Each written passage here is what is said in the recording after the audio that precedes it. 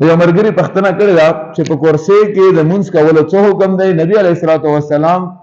په خپله زندګۍ کې په کرسۍ کې مونځ نه دی کړی او نن سبا خلک په کرسۍ کې مونځ کوي، نو دې څه حکم دی؟ فتاوو لیکلي دي چونکې انسان کمزوره دی او په مختلف حالاتو کې په انسان باندې مختلف عذرونه او تکلیفونه راتلی شي. دا مسله چونکې لږه تفصیلي ده نو وایو. کتابونو لیکلي دي کم سړی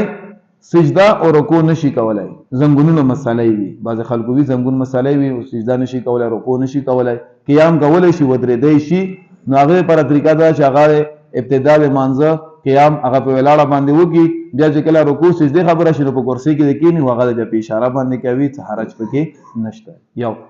دویم دا کتابونه بیا لیکلي چې یو سړی مثال کے طور پر قیام کولی شي خو قیام کې مته مسله وي، تکلیف وي ته، نو هغه چې کله د مونځ ابتدا کوي صرف ابتدا د قیام سره وکړي، بیا دوباره کېني، بس زر دې کېني، بیا څه خبره نشته، نور چې کوم قیام دی نه شي کولی نو په کرسۍ کې دې وکړي، هغه څه مسله نشته.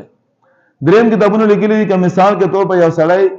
سجده او رکوع خو کولی شي، ښه صحیح کولی شي، خو لیکن مسله قیام مسله وي نو هغه هم کرسۍ کې مونځ کوي او سجده یا چې کومه رکوع ده هغه که همداسې کولی شي اشارې نه بغیر، نو بهتره ده چې بیا اشارې نه بغیر یې وکړي.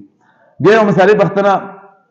کړې وه همدا ملګري پکې چې په کرسۍ کې بیا مونځ بهتر دی او که نه کرسۍ په نسبت په ناسته مونځ بهتر دی. نو فتاوو دا لیکلي دي چې کوم سړی په اشاره باندې مونځ کوي او په ناستي باندې قادر وي، یعنې کې ناستی شي، نو دې لپاره بهتره خبره ده چې په ناستي باندې په اشاره مونځ وکړي، نه چې په کرسۍ کې وکړي، یعنې کرسۍ په نسبت په ځمکه باندې ته نه زیات بهتر دی. خو ډېرو خلکو بیا عادت جوړ کړی دی، زه یو ځای کې امامتي مې کوله نو هلته یو دوه مشران وو، دواړه وفات شوي دي، الله پاک دې دواړو مغفرت نصیب کړي. نو هغه دواړه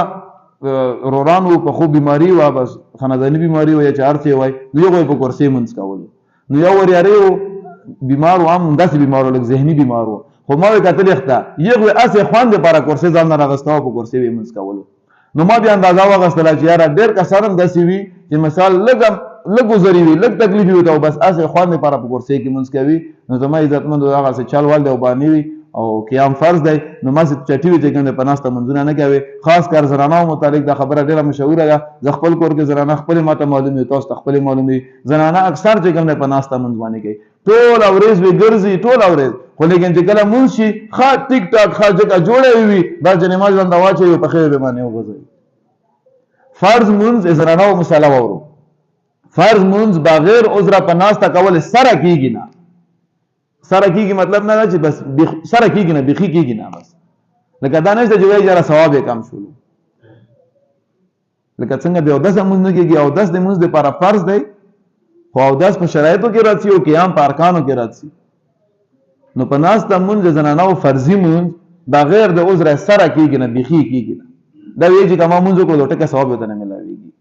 البته نوافل متعلق نوافل کا پناسته باندې کوي نو کیږي، خو اجر مکمل منځ په نیمه باندې شي.